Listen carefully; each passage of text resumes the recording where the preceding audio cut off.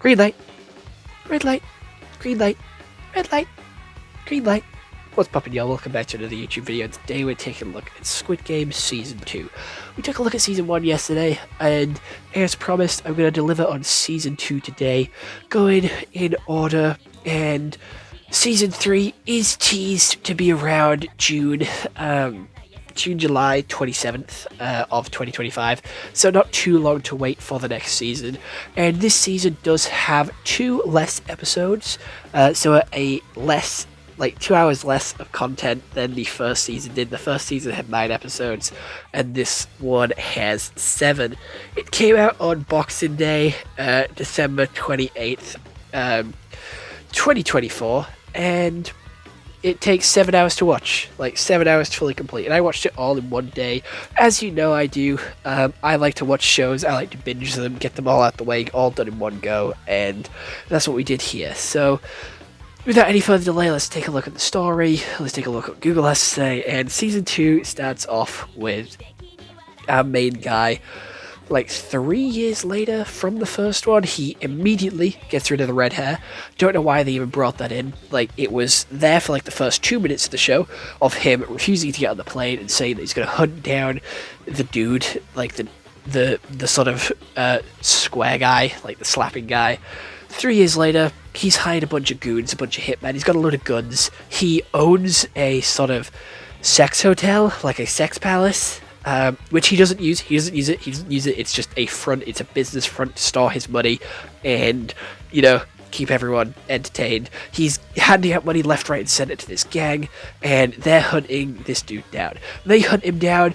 He beats the shit out of them, makes them play a game of rock, paper, scissors. Whoever wins gets to keep their life. The other one gets killed. Then we have him lose a game of Russian roulette. You know, in front of a 465, whatever, main guy, and he gets a business card to go to a party. So him and his mate, the cop guy, who are all sort of tight now, they're all teams, they hire a sort of strike team, and they go into this party. Player 465 gets kidnapped and agrees to go back into the games because he has a tracker in one of his teeth. Guess what? They pull that shit out, and the strike team is going on a boat across these islands to find it. They follow it, and guess what? They find the tracker in a bunch of chum.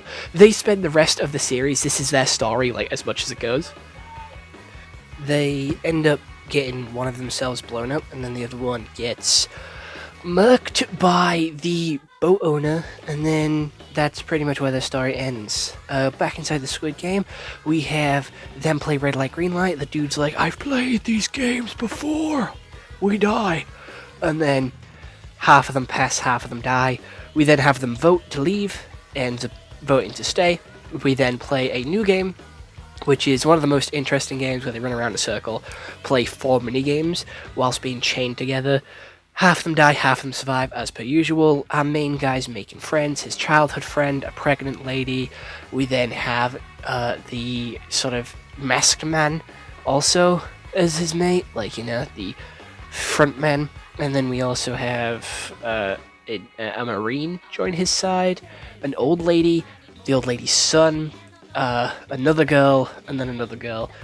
And that's pretty much it. They then continue, they have another vote, they vote to stay, they then play sort of roundabout, which is where you have to run into a door and lock it with like 3, 4, 2, 1 people inside and shuts the numbers down. We then have them go back to voting, they vote to stay, or it's a tie, so they vote again in the morning. They then have a murder spree in the bathroom. They then have a murder night. Our main characters then pick up the guns and do a frontal assault on the sort of main guys, like the masked guys, and they get captured.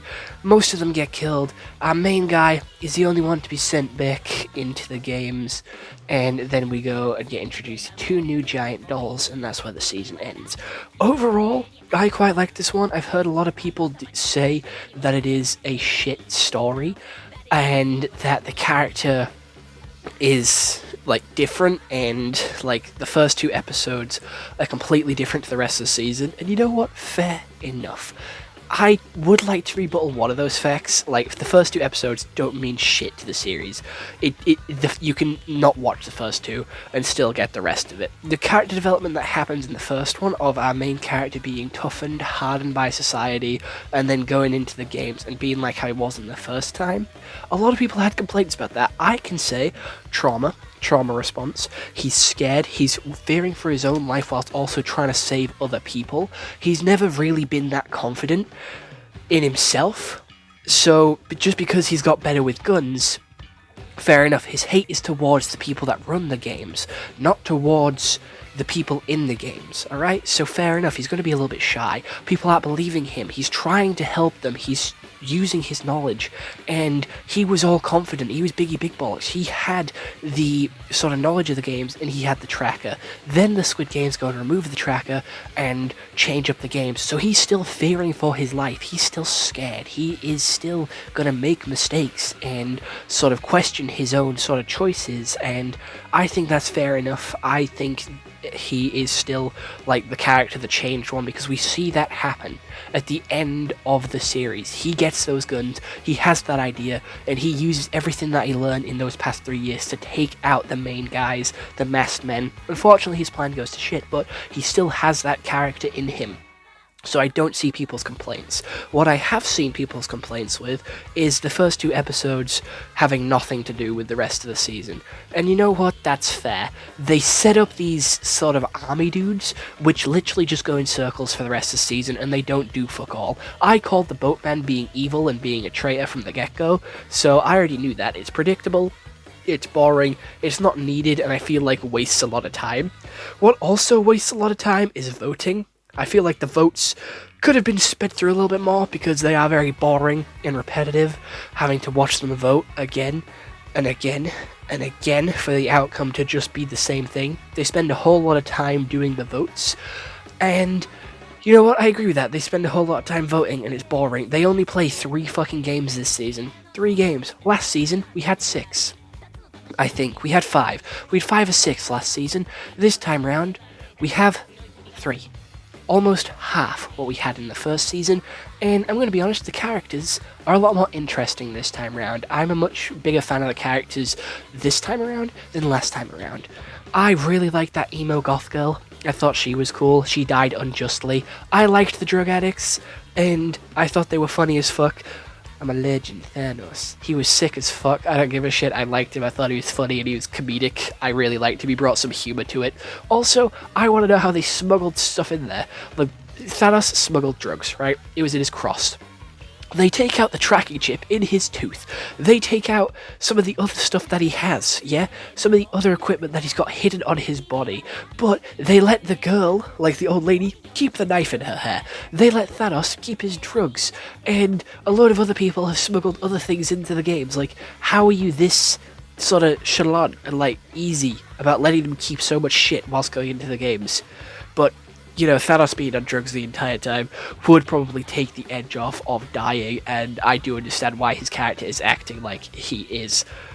He also made a reference to Thanos from Avengers Infinity War in Endgame, which I did quite like and did tickle me a little bit. And I also liked the pregnant lady. She was one of my favourite characters.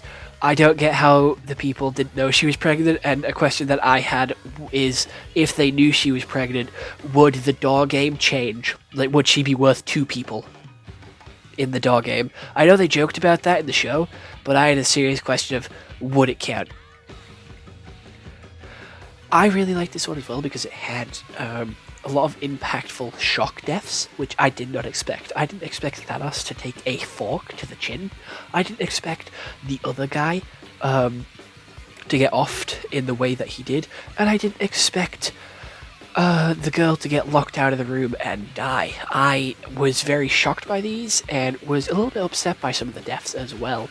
Like, they came as big surprises, which I didn't expect, and I know the characters were going to die off, but I didn't expect them to kill them off within quick succession of each other, and have them still linger and be impactful to the other characters in the rest of the series. And there is a lot of loose threads with this one, but I feel like that is okay. with Season 2, we already know Season 3 is greenlit. We're getting a Season 3. We're getting a UK-based Squid Game show. There's going to be a Squid Game multiverse.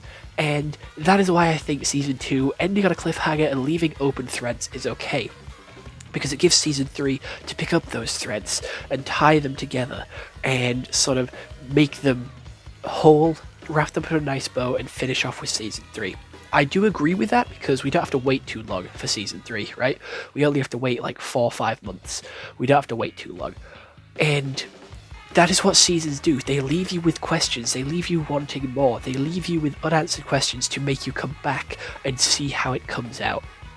And I've seen a lot of people say that not a lot of stuff actually happened. There's a lot of loose story ends.